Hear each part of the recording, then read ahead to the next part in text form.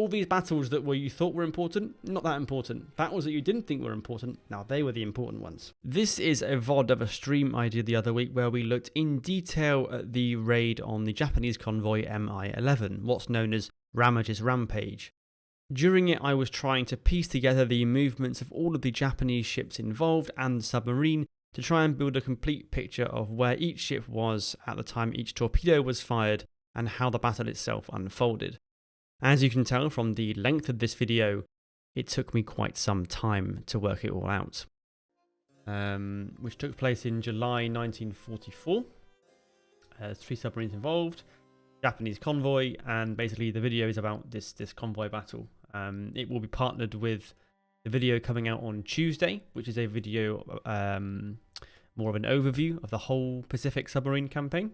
And then this video will come out just before Christmas and will be about this specific, pretty remarkable battle that took place in the summer of 1944. And the reason I'm doing the stream is to give you guys an insight into the video making process and what I go through. I have done some of these before, and it's always the most painful parts of the process that I like to show off, the things that cause me the most grief. And we've reached that stage with this project at the moment because here's the video script on the right, by the way. And much of the script early on it's been fairly easy for me to animate. It's maps, it's assets, it's pretty standard stuff. The problem we have, or the challenge we have, more accurately, is the battle itself. So a large part of the battle, the video script, is about this battle that took place. The submarine and then the Japanese convoy did battle, basically. So you've got like two submarines. Here's the Japanese convoy, and they attacked it, and stuff went down. Now the problem is, this isn't a battle which is massively famous. It's relatively well known if you're into submarines in the Pacific, and you might know it particularly if you're an American and you're in sort of naval history. You may well have heard of it.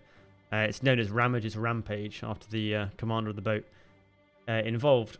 But it's not a massively well documented or well talked about subject. So there's not a great deal of maps at all, really. Steam. In fact, I'll show you. The only maps that I even found that depicted this were a couple from a book that I used as a source, a book by Stephen Moore on this battle particularly.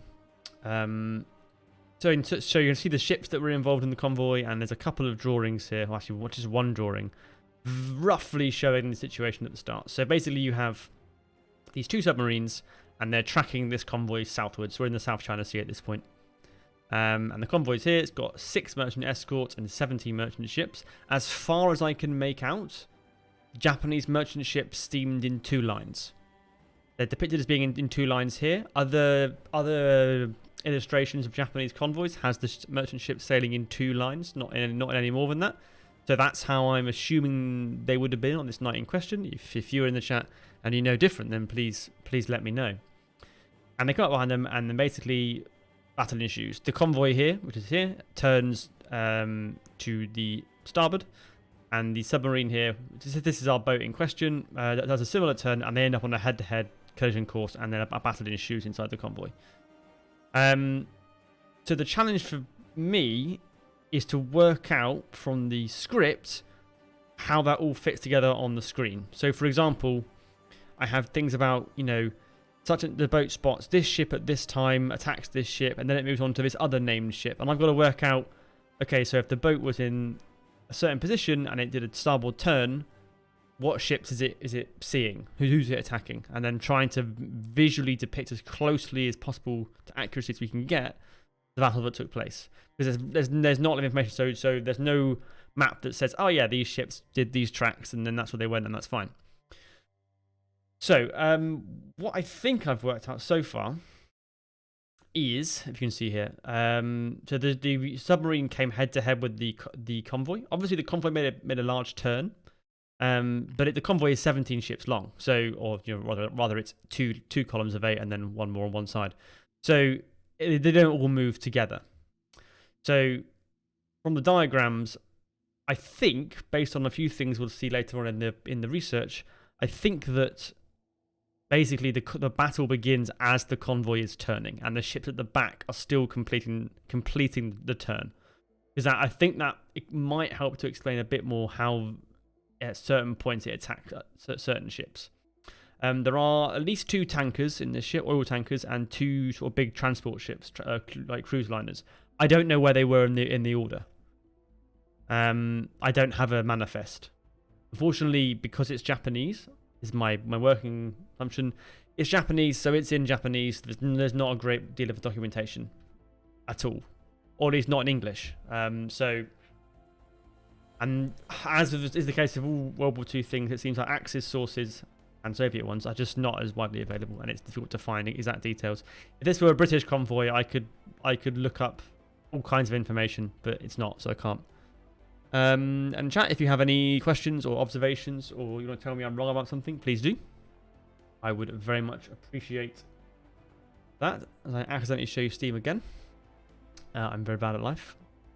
Okay, so Parch. This is the USS Parch under Commander Lawson Ramage. And it's attacking this convoy from the port flank. So basically, the convoy is turned, and he's now coming in straight ahead towards this closest ship. This merchant ship here, basically, the radar on the U-boat, on the submarine, malfunctions or is misread, and it's actually much closer to the boat than they think. They're approaching it, and they think it's about 6,000 yards away, but it's not. It drops off the radar, and it's actually like a few hundred yards away. So according to the sources, the boat then does a turn to starboard to avoid this ship. Now, my problem is that, okay, so it's turned to starboard, so now it's out here somewhere, and then basically, as I read on, it fires with its stern tubes at this ship. So by this point, it's turned and it's out here somewhere. But then, like, it's outside the convoy. And then I'm not fully sure what's going on. So let's go to the script. Roll back to the point in question, and it's here. This is the script for the video, which I've adapted the sources and I've written a narrative, and we're going to try and process that narrative bit by bit and basically put together a series of probably still images showing the battle's progression. And then when I come to animate, I'll be animating between those points to get each still image to lead into the next one smoothly. That's the idea. And so we're going to see if we can make this work. So at 2:40 a.m., we're back on this one. MI-11, which is the convoy's designation, pops onto Parch's radar screen. It's 34,000 yards away. An hour later, so they close in from the north. This other boat on the far side, which is the USS Steelhead, attacks and maybe sinks one ship, maybe another one. It's dark. It's middle of the night. It's hard to tell which ship killed which in the end. And then it buggers off. Basically, it's done. It's made its attack. This ship, the Parch is on its own. So Commander Ramage presses his attack into the ship, the convoy itself, as we know. Basically, the convoy turns towards him, and he's just like, "Fuck it, I'm gonna choose my language. I'm just gonna attack it anyway." Basically. So Parch turns hard to avoid being rammed by this ship. I believe it's this ship, this front left ship. The problem is I can't know if the ships were proceeding in a perfectly straight, orderly column at this point. Maybe this guy was like way out of place and he was like over here somewhere. I don't know. It's 4 a.m. and there are no good records. So it's really difficult to know exactly what's going on, because obviously the primary sources are the crew of the boat mostly. So there's a good degree of trying to fill in the gaps here that we're doing. So they turn to starboard, supposedly. They open the range. So these ships are moving in this direction as this is going on, and you've got other ships coming along the back. And they fire. Sorry, I've lost my place. Yeah, he opens the range, fires 2 torpedoes from Parch's stern tubes. At least one hit. So they're firing it here. They've moved to the south of the convoy, basically. And then, like it says, he's now surrounded on all sides by Japanese ships, which is what the sources say, basically. I'm trying to find them again. Here they are. It opens the range, and then we have And then, okay, so this freighter here takes avoiding action, and then a lookout on Parch spots the 2 oil tankers, which he initially misidentifies as aircraft carriers. So, which ones are the oil tankers?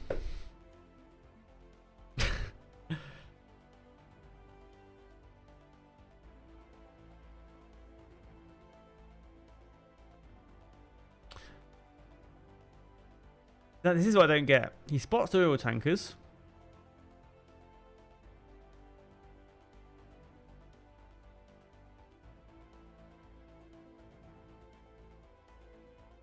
Takes shots with 2.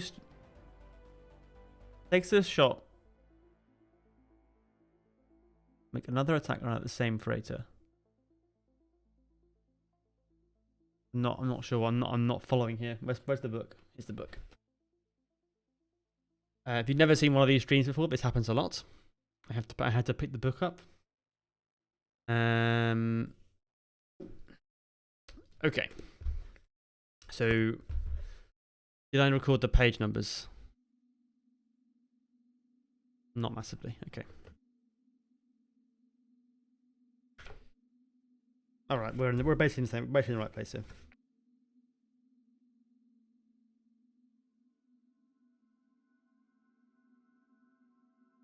Okay.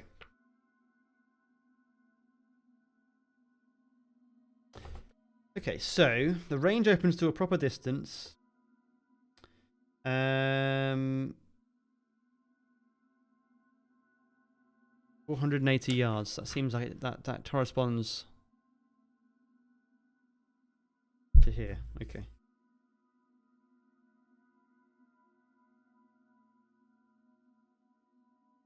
Oh, okay. Chat. Anyone know how ships work? If you go right full rudder, does that move the ship to starboard or to port?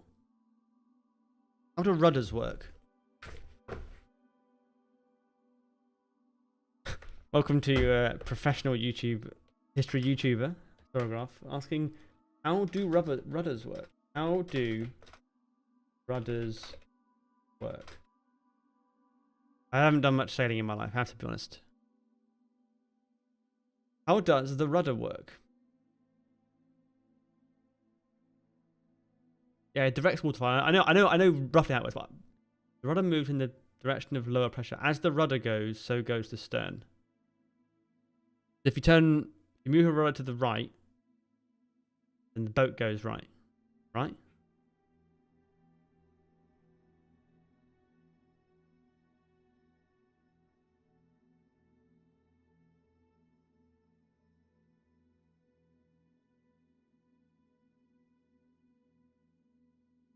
Is there a Wikipedia page for rudder?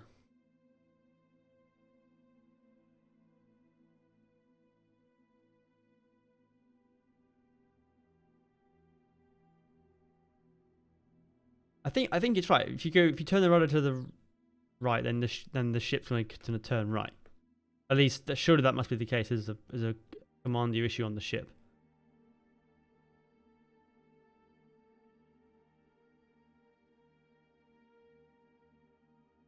When the rudder turns so that one side is more exposed to the forced water flowing past it than the other side, the stern will be thrust away from the side that the rudder is on, and the boat will swerve from its original course.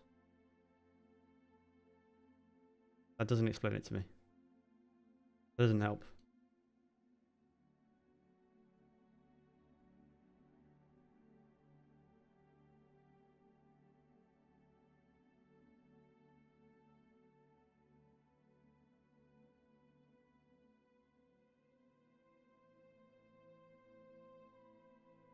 Yeah, the ship will turn right, but that's starboard. I don't understand. How can the ship be on the port flank of this freighter, turn to starboard, and then still be in the convoy?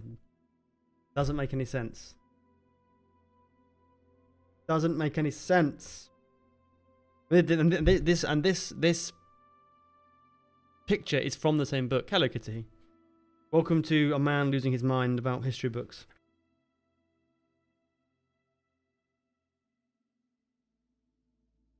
Like, it's the same book. This is the book that has that picture in. And yet, it doesn't work.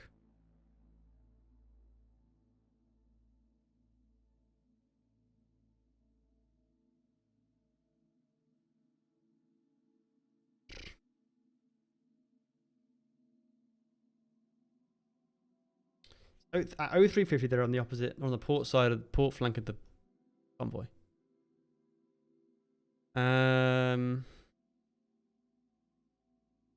Right, okay.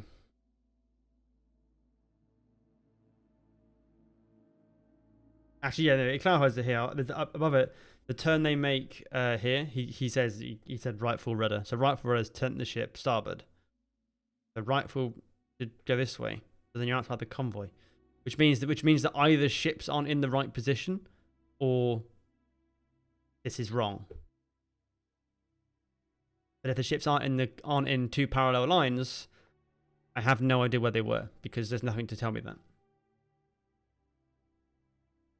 Unless I was to go to like Japanese primary sources, which would be in Japanese and probably in Japan and not digitalized. History is fun.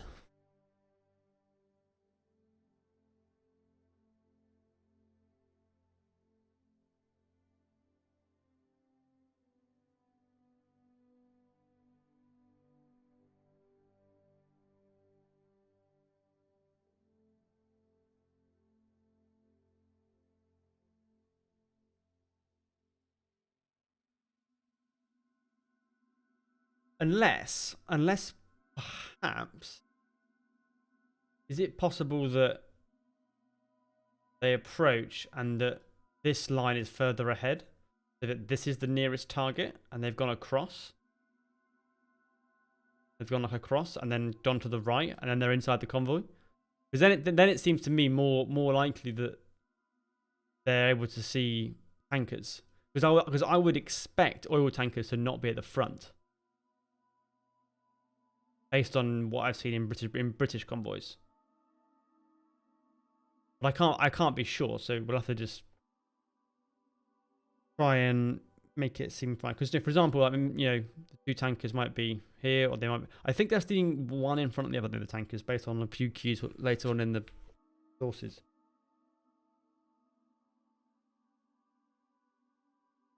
Yeah, because for example, I'm not wrong. When I've written in the script that they were in the middle of the convoy, one of the officers said we were right in the middle of them. Okay, hang on, no, it's reversing. We're reversing the view. Ramage found himself within the convoy screen, so they're inside the convoy screen, but maybe not like directly inside the merchant ships themselves. Then I don't fully get the submarine's track then.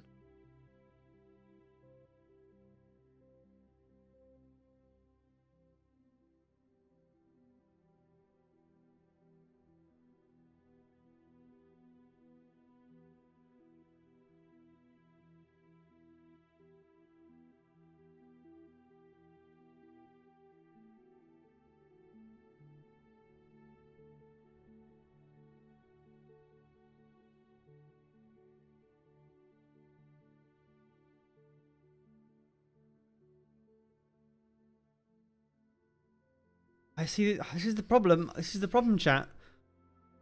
Unfortunately, you can't see this easily because I don't have like a camera that can show you the book. And this is a physical book. Unfortunately, it's not an ebook. If it were an ebook, we could all look at it on the screen together. But it's not, unfortunately. Basically, with the tankers that get spotted, they're spotted on the starboard bow of the boat.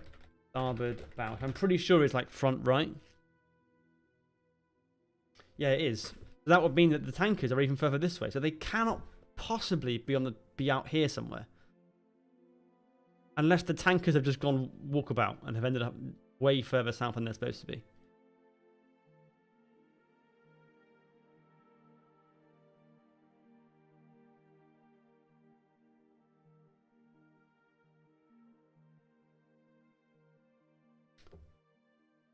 Maybe perhaps we should just we should look at this where the submarine, we visualize it in the center of the screen and it doesn't move.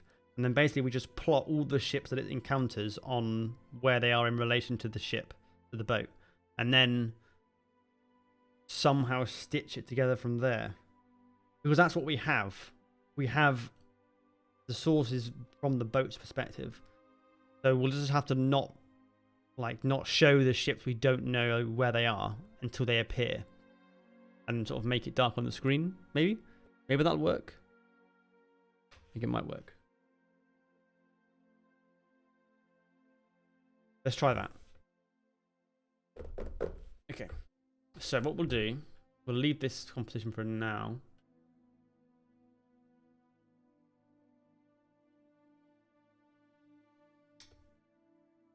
Let's just get all the boats.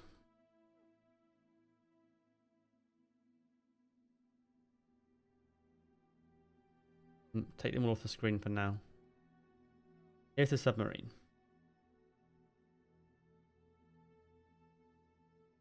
So the submarine encounters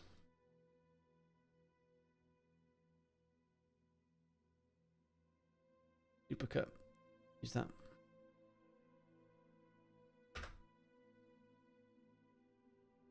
The submarine encounters ship heading right for it. And they pass down the side of the boat, down the side of the ship. I don't know how. I don't have a great idea on ranges. This one was 400 yards away at minimum distance. But I guess we'll just write that on.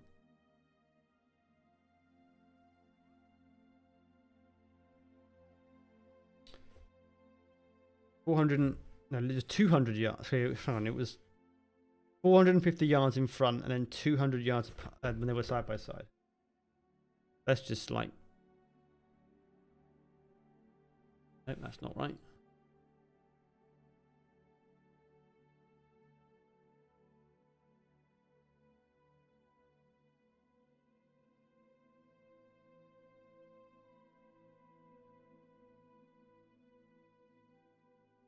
We're going to just do some...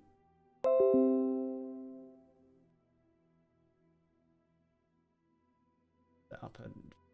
Okay. And then the boat is on its port side. Sean the Wolf, these on this particular convoy, they came from Pearl Harbor. Actually, no, that's a lie. So this is Partridge's second war patrol. So they left from Midway and they returned to Pearl Harbor. This is July 44, so it's before Guam, and before Guam was in big use. They did stop off at Saipan at one point, but it was still early days there because they'd only recently retaken them from the Japanese. Okay, then they pass down what I believe to be the port side of the Japanese ship, because they go hard right rudder. So they've gone hard right rudder to get around to miss the ship. They're 200 yards away at this point from this Japanese ship. Windows sounds indeed.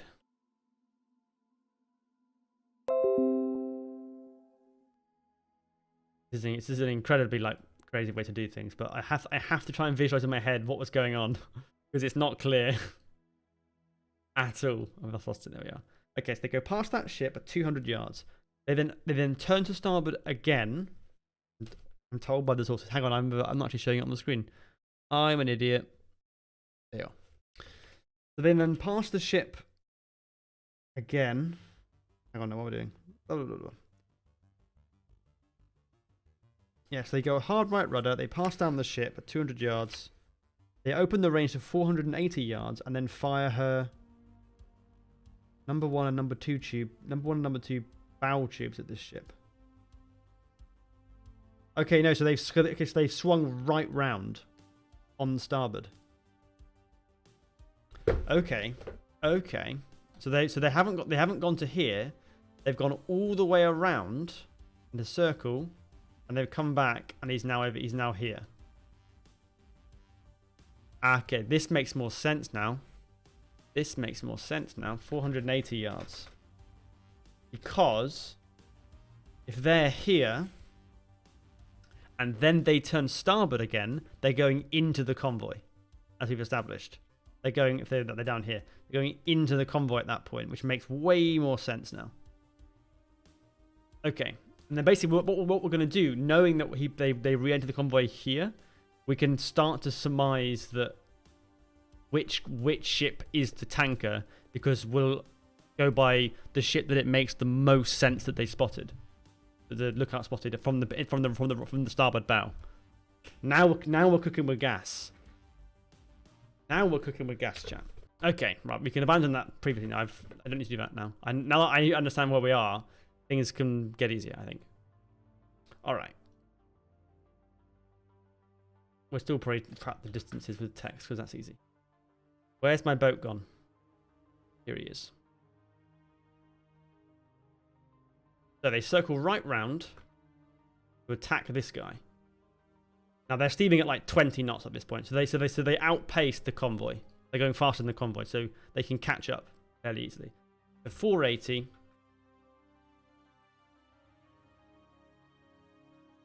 We're going to get some big stuff. I don't know if you can see the my cropping tool properly. It might not come through on the stream, but I'm just taking screenshots so that we can get some still images together of what's going on. All right, so then they do that. Now we're going to start using. We can go back to my notes now, because now that it makes sense, I haven't got to do any more detective work on that. Okay. Only test the directions. Is the submarine submerged or not? No. So standard practice at the time was if you're a submarine attacking a convoy, you do it submerged. You don't. You follow the ship, you submerge, you make your attack run, you get the hell out of there. What's remarkable about this convoy attack is they were on the surface the whole time, and they reloaded their torpedoes on the surface whilst getting buffeted about by the waves. It's why it's remarkable.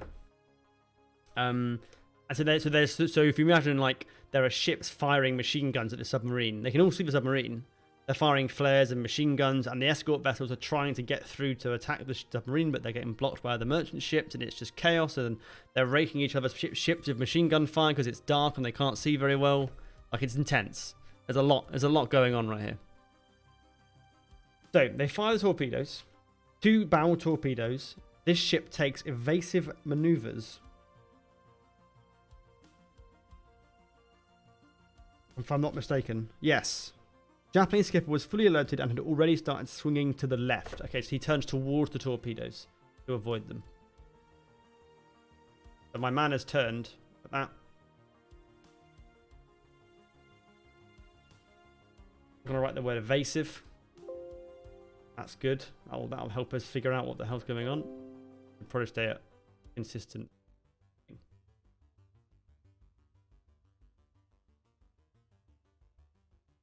This is a good chat. I feel like we're getting somewhere.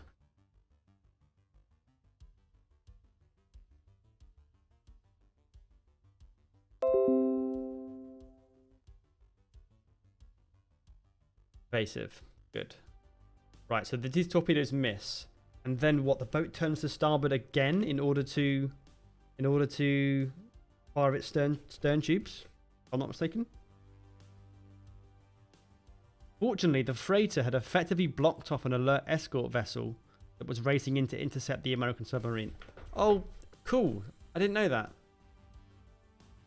Let's grab an escort vessel from this position. Might be a bit small, but it won't be final. We're just figuring it out. Yeah, it's way small. Be bigger. Yeah. These are all vectors, so it should just scale. But what you've got is a Japanese escort vessel. One of the screens is trying to come in to get at the boat. But this guy turns left across and blocks his path.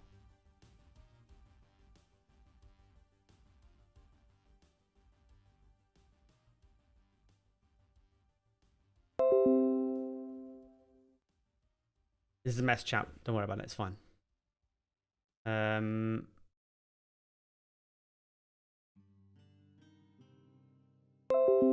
didn't actually make note of that in the script, so I'll probably edit the script to add that bit in because that's actually quite interesting. There we are. You have relatives who were in the silent service and were based in Washington and in Connecticut. Interesting. Different shipyards. Just has to look right when you hit upload. That's right. There are parts of the like video making process that I wouldn't stream because they're just too tedious and too messy. The animation process is one of them. Because boy, am I not very good at After Effects, and I do not organize things properly, and it's very frustrating. This bit is okay. This is map making. I like doing the history detective work, and I think that you guys would enjoy that as well. I think it's an interesting thing when you're digging into things and trying to find out what's happened. Cool. Right. So he's done that. Why are you here? All right. Okay. Right, so this guy's been blocked off. The boat has then, I believe, turned to starboard.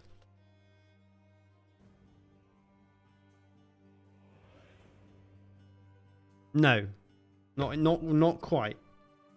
So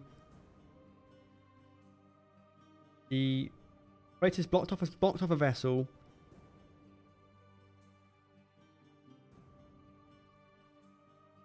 Okay, and then the lookout spots what he thinks are aircraft carriers, but they're not aircraft carriers. They're oil tankers, big and long and flat. They can look quite similar.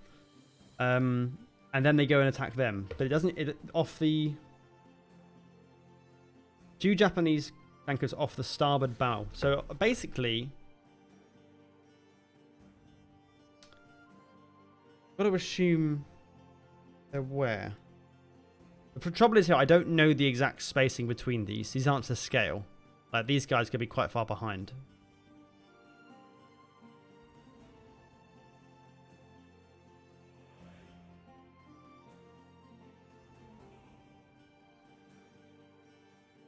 Two off the starboard bow. And they make another hard right rudder in order to approach the 2 large tankers. So what, are they... like, can't possibly be these 2, or is it maybe like these 2 at this point? Like, by the time this has happened, he's sort of moved on, and by now, like, it's the next one's in line, or is it perhaps like these guys over here? I think they're steaming in front of each other though.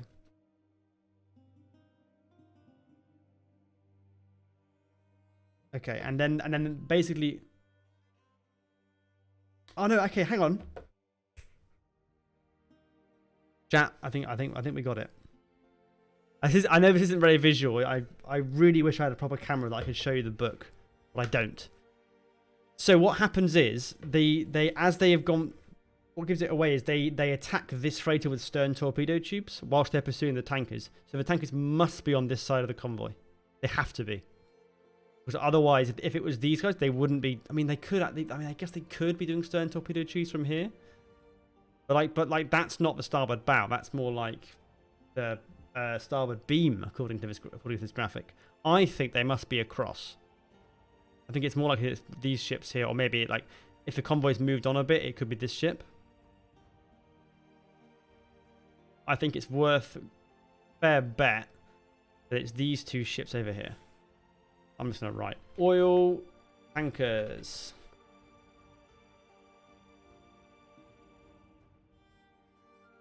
And we're going to go and just screenshot, dump it in this composition. And you're going to advance a little bit more. It would make sense that the screenshots are a lot more of the subs in the middle of the convoy as well. Yes.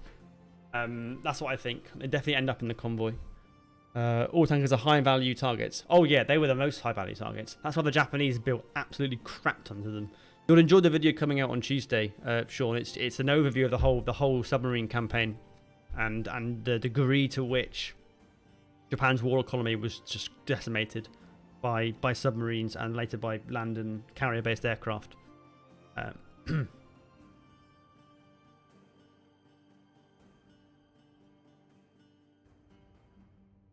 Rear tubes. I need to do a little arrow, I reckon. Yeah. So, the 2 oil tankers, which are the Koi Maru and the Ogura Maru number 1. The 2 ships are actually not large oil tankers. It doesn't say they were line astern. I think they were. That's my guess. So they fire the stern tubes, that's fine. Good.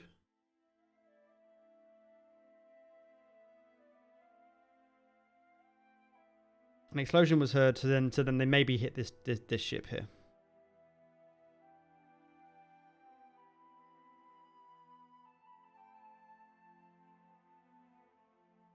And there's the two tankers directly ahead.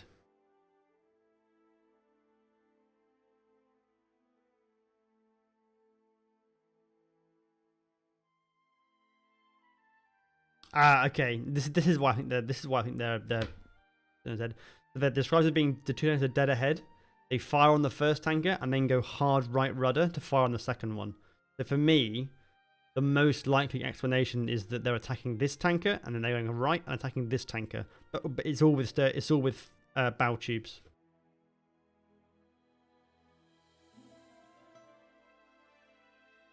Did I capture the rear tubes? No, I didn't.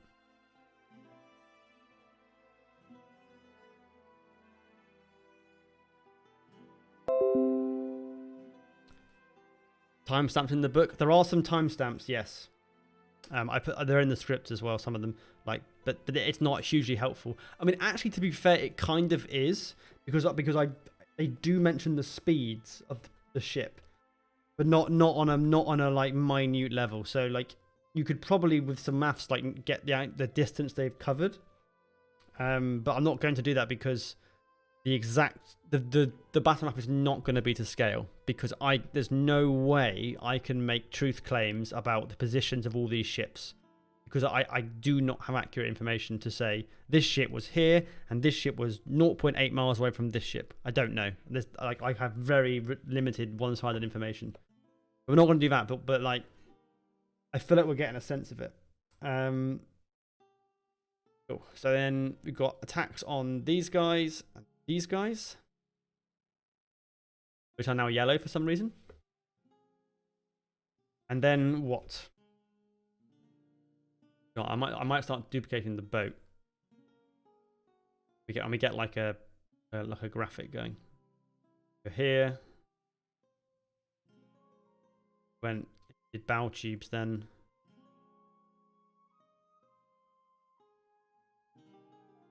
And then what? You've turned hard right. You fired 4 tubes at this oil tanker.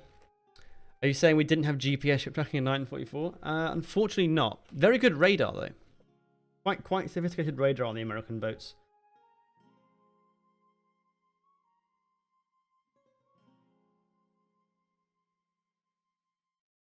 One of the many advantages that the Allied boats had against the Japanese, along with like Enigma and not Enigma, Ultra. From Bletchley Park. Okay. Actually, the times might be helpful because it gives an idea of what the distance they've covered is. So they're inside the convoy. That's good. They fired at 4:02, which is what, like literally. So we're here. He's attacking this. The number 7 Agura Maru. Sorry, no, not the first tanker Komaru. Sorry, no. The 0402 is the rear shot on this tanker here, this ship here. That's 9 minutes after the original engagement starts. So in 9 minutes, they've gone all the way around here and fired their rear tubes at 4:02. At 4:07, so 5 minutes later, they fired 4 bow tubes, 3, 4, 5, and 6 at Komaru. The distance was 1,500 yards with a 110 port track. What does that mean? What's a port track? Is that the torpedoes, like how the torpedoes steer themselves? Port track. But give me freaking COVID track and trace results. What is a port track? No, we're not. I don't want to track a port. No, I have a friend who does sailing and he would know this. 110 degrees to the port of the straight bow line. It could be.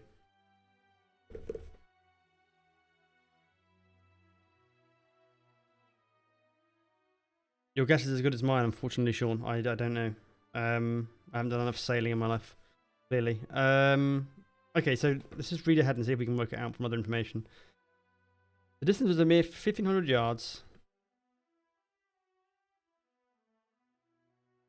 I mean, is that so? If they're 110, no, because 110 would be more than like that'd be over here, wouldn't it? If your bow was 0, like 110 is gonna be out over here somewhere.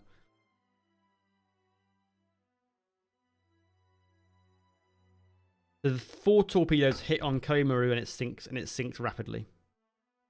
I'm gonna label this Koi.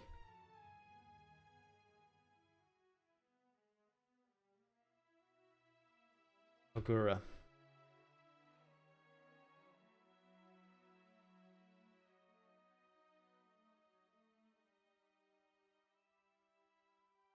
So Koimaru was already damaged. It had been damaged by the attack by the USS Steelhead at the start. And they go right full rudder. Okay, and then basically they swing right round to starboard in order to attack the Ogura, because having fired their torpedoes, they've got to reload the forward tubes. So basically they're swinging right the way around.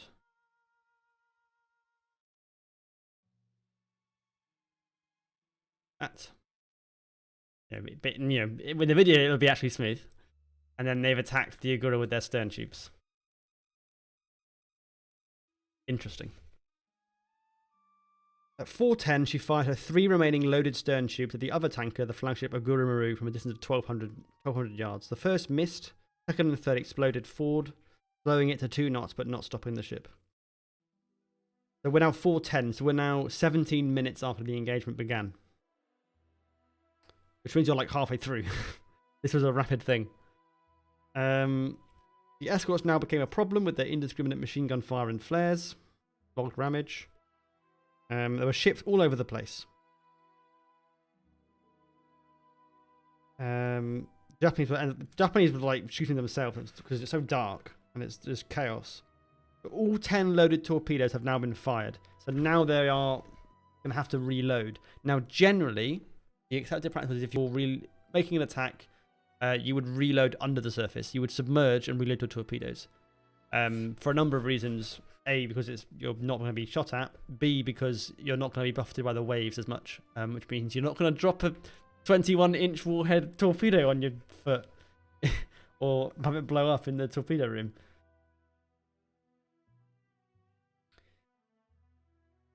Okay, so then there's a little bit of a lull. I want to say a lull. Where I don't have a lot of information, because the next engagement is 16 minutes after the start. So we go from 4:10 to 4:16, and there isn't anything in the source which tells you where the boat was at that point. Can we work it out? So after 16 minutes at 4:16, no, not 4:16, sorry. Oh no, am I wrong? I'm wrong. What am I doing? 4:10 is 17 minutes. Okay, so where we are, we're at the same. We have no times passed at all. So another target of opportunity presented itself immediately. A medium-sized merchantman with a sizable superstructure came into sight. The convoy had apparently changed course in an effort to escape the oncoming Steelhead. The new target that turned into Parch's path was just asking for trouble. This ship was the 7,000-ton freighter Dakar Maru. Right, so I thought Steelhead had disengaged. Did it not disengage? Was it still stalking the convoy from the other side? But basically, the convoy has turned, and so obviously it's been moving this whole time. And with all these maneuvers, it's going to have overtaken them. So it's very possible that it's one of these ships back here. I don't know which one precisely, but the convoy has turned. So we're going to, for now, we're going to say it's this one. But basically, in the video, I will animate these columns moving at a consistent speed. And basically, it will be the one that is most in line with the documentation. I don't know which order the ships are in, so I don't have that information. Yeah, six bow tubes and 4 stern tubes. Yeah. Yeah, and plus they fired 1 stern torpedo at the first merchant ship, which is not named, and two bow ones, which gives us all the tubes. So 7,000 Dakar Maru, which is sound to be that sort of straight ahead. You know, for the purpose of this, I'm just going to move. I'm going to say Dakar's this one because it means I haven't got to move the boat. But I suspect it's going to be one that's further back because they'll have moved on. And then basically you're spotting Dakar, and then is there a turn? They're reloading, so they're reloading on the surface. That's good. These torpedoes are £3,000. £3,000.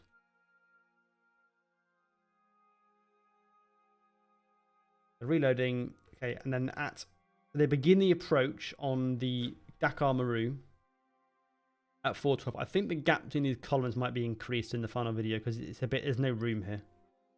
At 4:12, so 2 minutes later, four torpedoes 1 and 2 have been reloaded. Four tubes 1 and 2. They have 2 torpedoes and they line up the attack on Dakar and they fire with 2 torpedoes at Dakar Maru. Vessel was only 800 yards away on a starboard track. So yeah, it's definitely one of these ships on this side. Because they're tracking starboard. So from left to right. Yeah, that's from right to left. 800 yard. 2 reloaded tubes. Hey Santos, welcome. Today we're talking about Americans. So, good job being Americans. I looked at my videos and actually, like, it's surprising how few videos I've done that actually involve the Americans particularly. Like the Battle of the Bulge was the first one, and then since then not much. But until now, because you know you guys watch YouTube videos about Americans, so. And also it's pretty nuts, and the whole submarine campaign as a whole definitely fits my criteria of a thing that not enough people know about that they should do because it was actually really important, and it fits right into my thing where it's like the distance narrowed to 500 yards. Both torpedoes hit Dakar Maru amidships. The heavy freighter broke into and sank within minutes.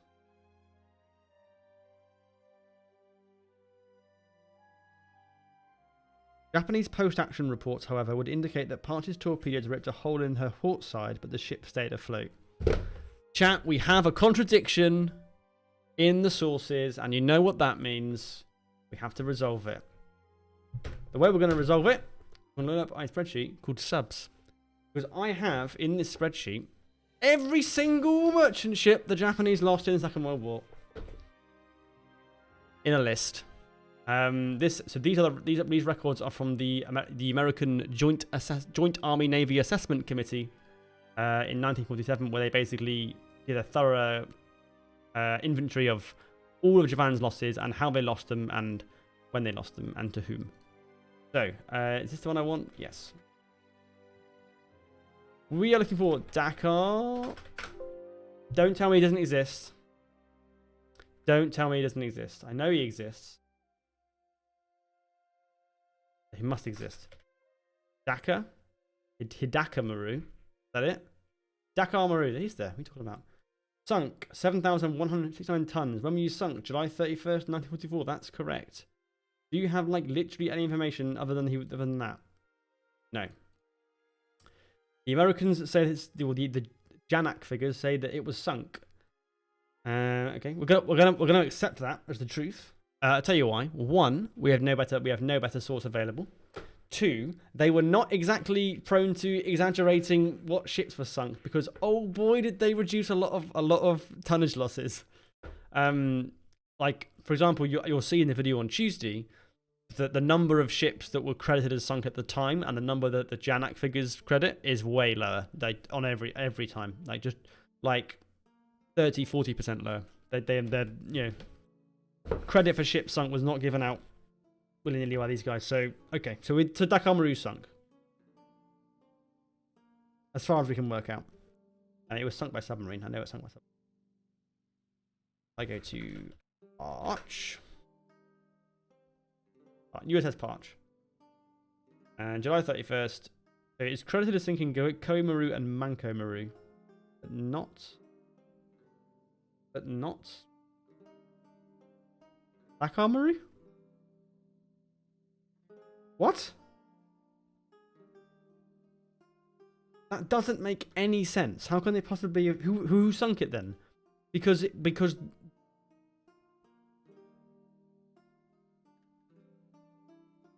that's really weird.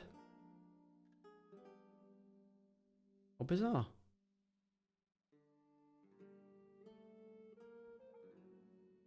Let's look in here then. This is another formulation of the same, basically the same data. Dakamaru, 31st, Chicago, sunk, United States, submarine. The right tonnage, it's the right location. Okay, well, I'm pretty sure it's sunk. You did it, you sunk the Dakamaru. The Japanese claim to have sunk the Yorktown twice. Yes. They did sink the Yorktown, didn't they? They did. That's one of the ones they got in 942. Am I wrong? Oh, I hope I'm not wrong. That's what I've said in the video.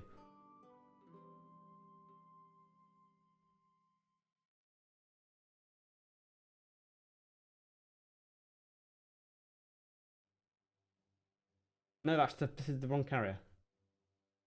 Goddamn Navy's naming the same ship twice. Yeah, sunk in 42. Yeah, I thought I was right. Cool. At Midway, yes.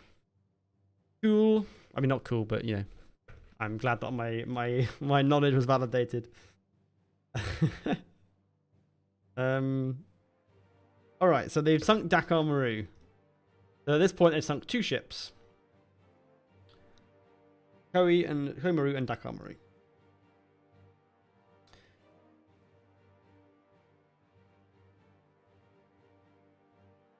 So then at 4:17, which is like 5 minutes after that attack.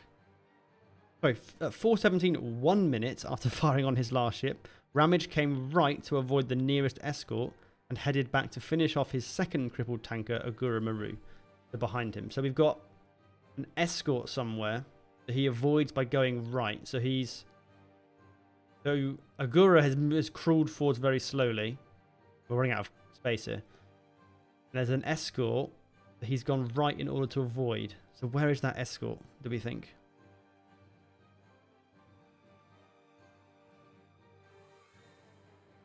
Possible it's coming from this side, from like up here. So if you're in this location, escort's here, you go right to avoid it, so it's got to come round, and then you can attack Agura. Okay, it's quite hard now because they're all in the wrong place.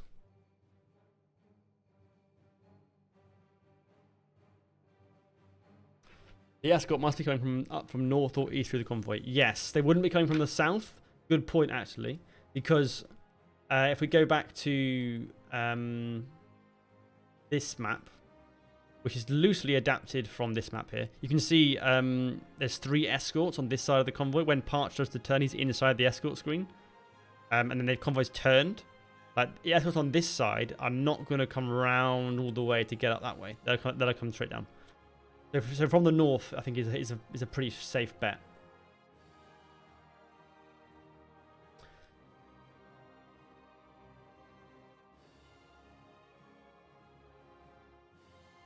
I've not visualized this particularly well. I've cramped myself for space, and we're struggling.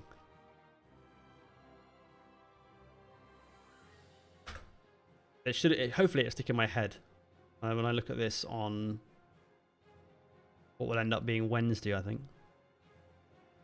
Because I'm busy with the EU4 event this weekend. I'll do little bits there probably.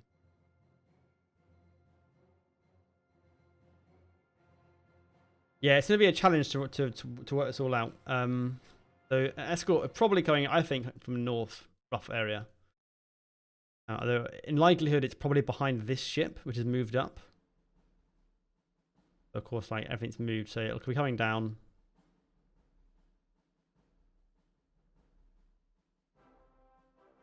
It keeps changing the color of the arrow. Just give me an arrow color.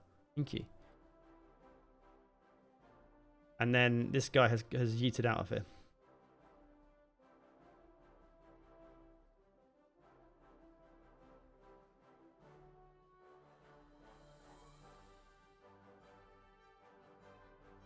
And then go on to attack Agura again. Why is it not working? Give me a line that actually has colour to it, please. I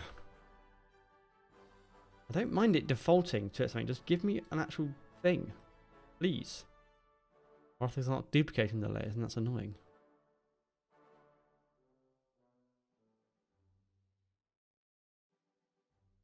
Yeah, so we've got to dodge things in the dark. You're right. So come over to here.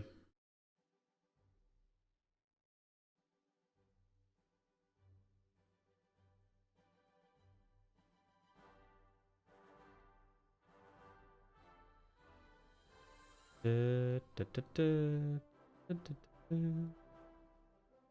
then he attacks Agura again.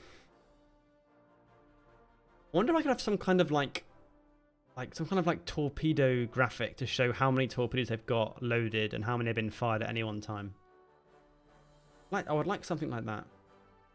Trouble I've got, chat, is that I've got the EU4 event tomorrow and Sunday, which I've not been done. I'm doing a bit of casting on the EU4 events.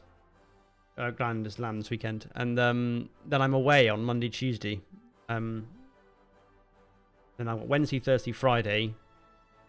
Well, Saturday and Sunday if I want to work on the weekend, and then Monday, and then it's basically Christmas. This video's coming out on the 21st, so I haven't got much time to sort this all out. But it's not too bad, because it's just animating this stuff together and having the confidence to know what I'm doing.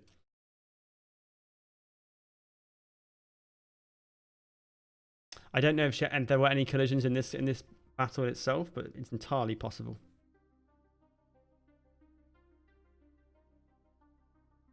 This is a mess, man. I feel like I'm gonna struggle to know what I'm doing. Okay, I have a better idea. Let's take the time to make sure that I've got this information presented in a way that's going to make sense, and I can look at it again on Monday or whenever and be like, yes, I know what I'm doing. So what we're going to do, we're going to put a rectangle over the whole screen. Next level Photoshop skills here, guys. We're going to colour that rectangle in light blue, because that's the colour of America in the Historigraph cinematic universe. Then we're going to mask it, and we're going to get rid of it.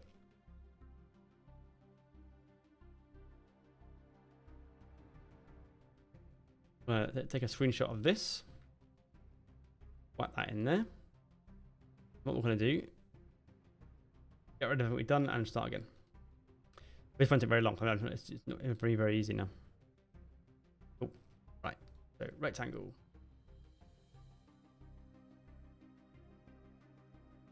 Yeah. US battleships weren't involved, or your British cruisers, so less spectacular ramming. I mean, yes. I mean, ramming is a long and distinguished tradition in the Royal Navy. Have you even had a battle if you haven't accidentally rammed at least 3 of your ships? I think no.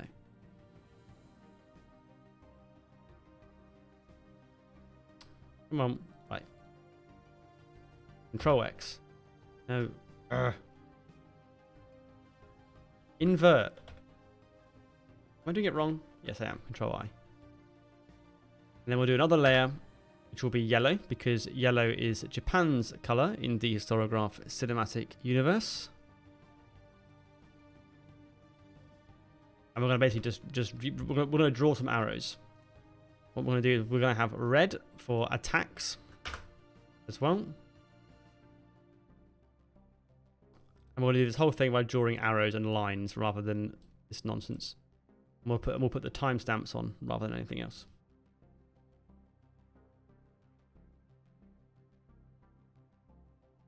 Also, what we're going to do is we're going to make these 2 lines be longer, have a wider gap.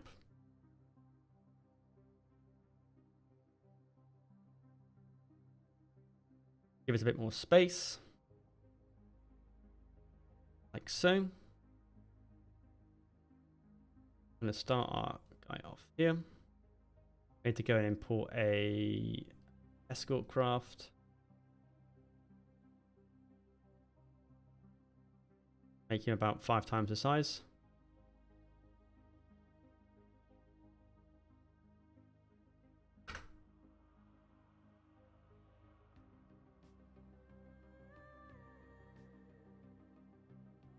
All right.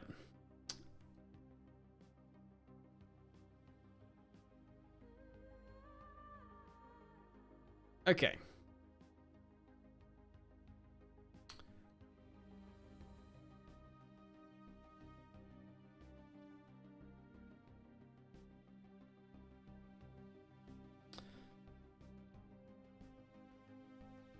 So, we start off like this.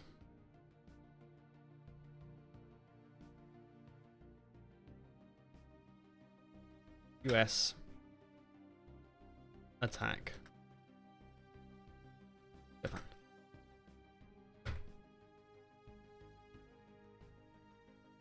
Okay, so my boy USS Parch, who is just chilling out, having a fun time. His brush is still too thick. 8 pixels. Comes along, and he's like, "Oh my god!" And he goes right the way around.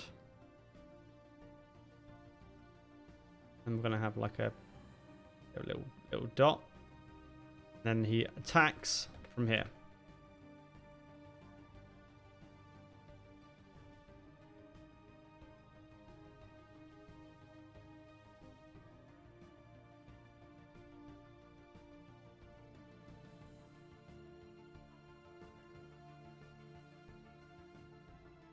Show it missing because he evades.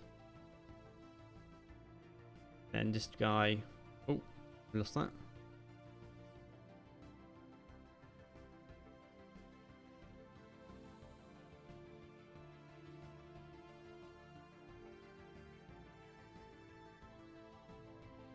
This is next level stuff now, chat.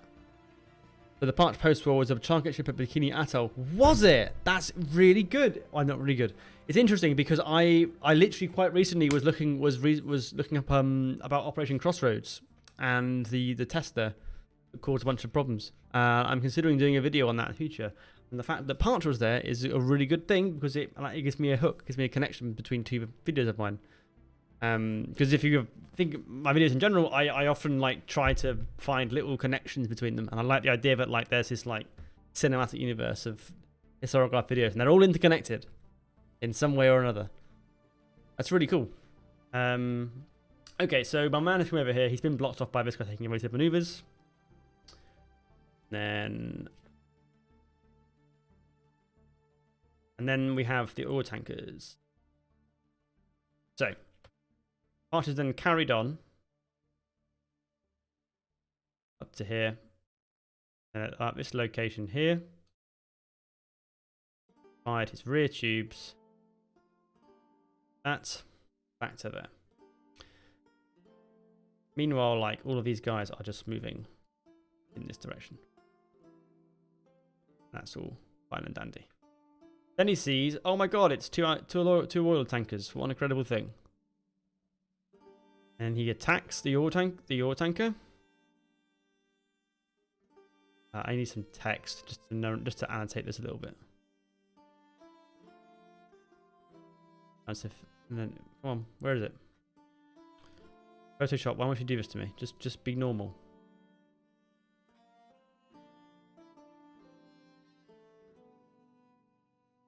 Be normal. This is Ford.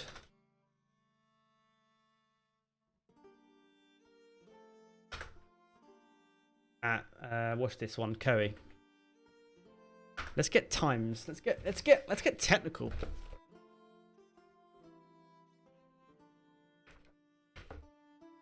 Coe was fired at 4:07.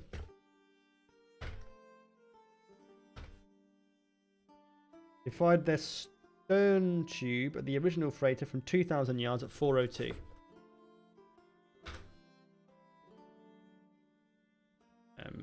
Okay, so I had to change that a little bit. One stern tube at unnamed freighter that we don't know the name of.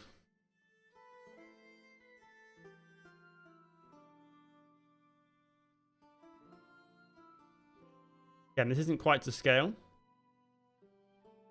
but it will do for now. We'll try and make it a bit more to scale in the actual the actual video when it comes out.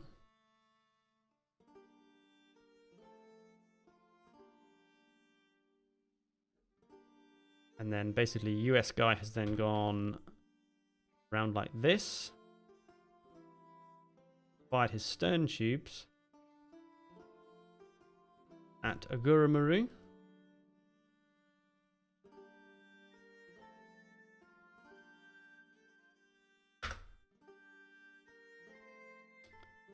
I should do a poster about this battle now, shouldn't I?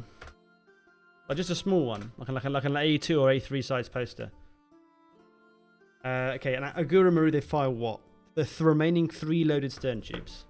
So 3 stern at Agura at 410. Cool. And then we get the other escort ship coming in from like back here. That's after Dakar though, isn't it? Yes, Dakar Maru is this one, roughly.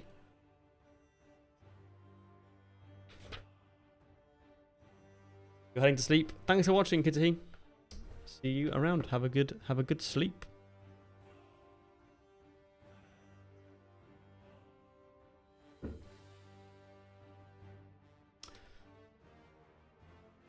Cool. Then Dakar Maru, where are we? After the first 2 torpedo tubes that get reloaded, they approach at 412 and they fired at 416.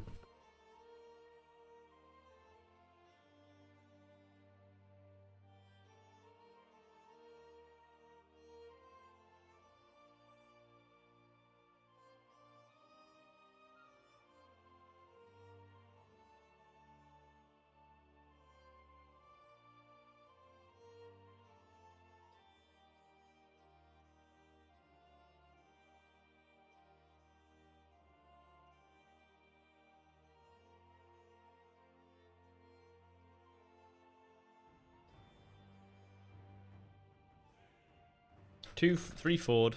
There's 2 forward, isn't it? At Dakar. 416.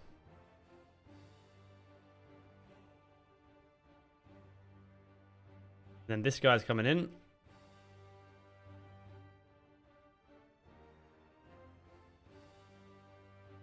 Causing him to leave away and then come back. Is it stern tubes or forward tubes the second time on Agura?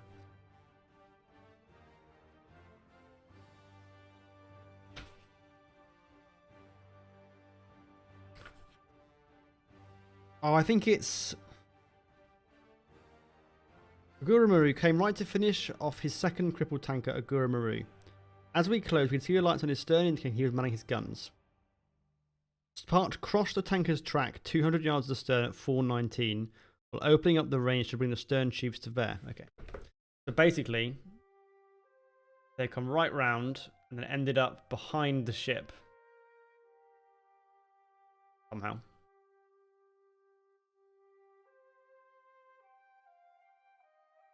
You've lost your JSTOR account. Oh, I know the feels.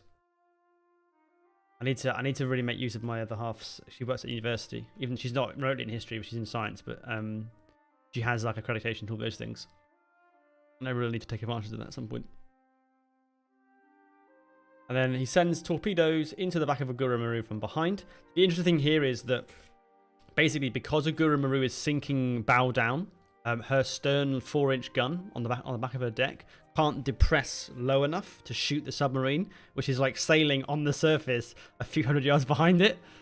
And so they torpedo that, and then Agura Maru goes down at 419.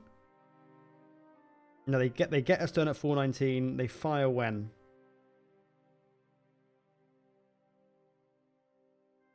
For 21, they had 3 torpedo tubes aft loaded. They'd opened up the range to 700 yards when Ramage decided to fire. So they're quite far behind, actually. I'm going to really need to pay attention to the scale of this because he's too far behind, and then you've got The gaps between the ships are too small. That's what I think I'm struggling with.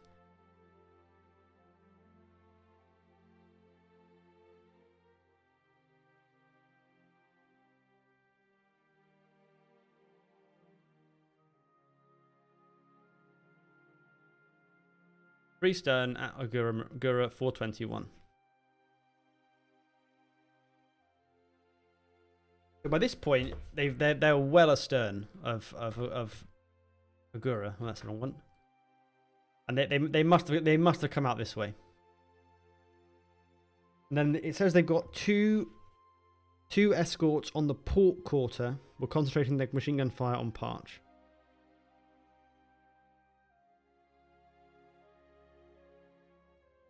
So two escorts, the port quarter. So I think by this, I think there's two escorts sort of out here. Maybe roughly what we think. You hear EU4 music? You do. I'm playing a Paradox playlist just for background music. Because they won't strike me for it. They're awesome. We've got maybe two escort ships out here that are like firing machine guns.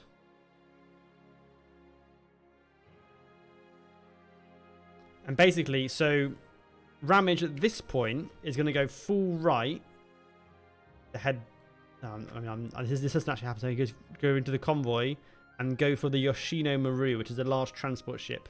Which is maybe this one over here.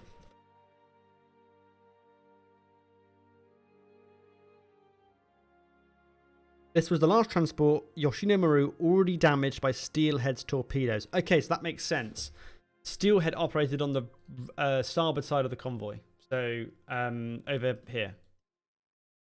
So therefore, the ship he damaged most likely is on that side of the convoy. So therefore, it's almost certainly going to be one of these guys over here, is the Yoshino Maru, which is a big transport ship carrying like 5,000 Japanese troops.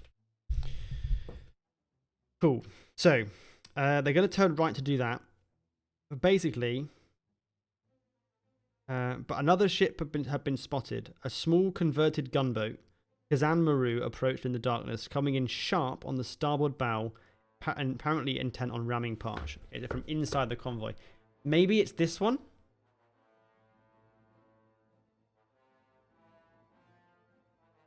I don't know that, but I mean, possibly. We'll dash the lines because we don't know it's the exact one. It could be a different one. Basically, by this point, this ship here has moved on. And then basically, he's coming round in an attempt to ram the submarine. And then basically, there's a very, very close call where they just about get out the way. And they literally just get around and they pass like no more than 50 feet away from the ship, 50 yards. They just get past them. And by doing so, once they've done that, they then basically have the Yoshino Maru square on. So the Yoshino Maru is either this one or it's this one behind. Probably this one behind by the time the convoy's moved on, or even one further back. That's great. So then they move to here.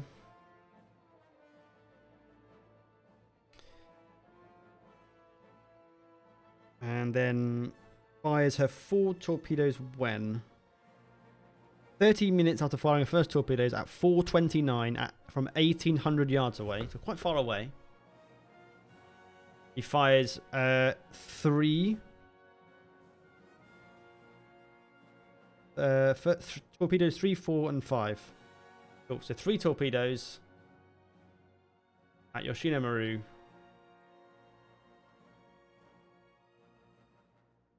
This is also confusing. It is. It is until I finish the video. It'll be very simple and clear when you watch it. It's actually quite clear in my head now. I was a lot more confused before we started this.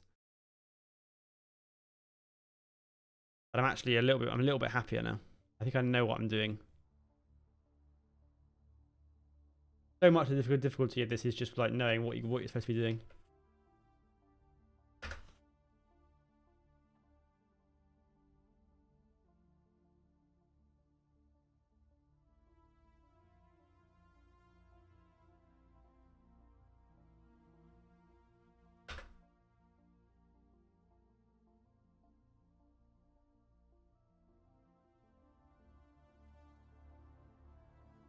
3 forward at Yoshino for 20 what? 29.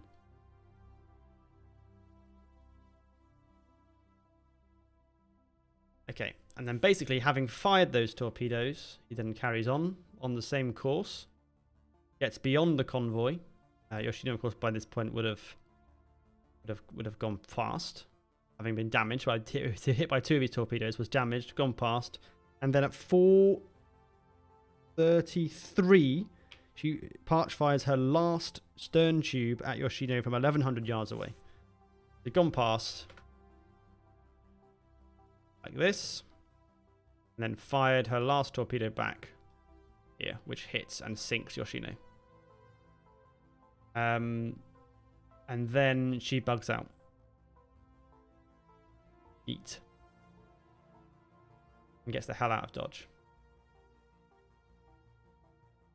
Nice. Look, I mean, to be fair, I think that's okay. I think I can work from this.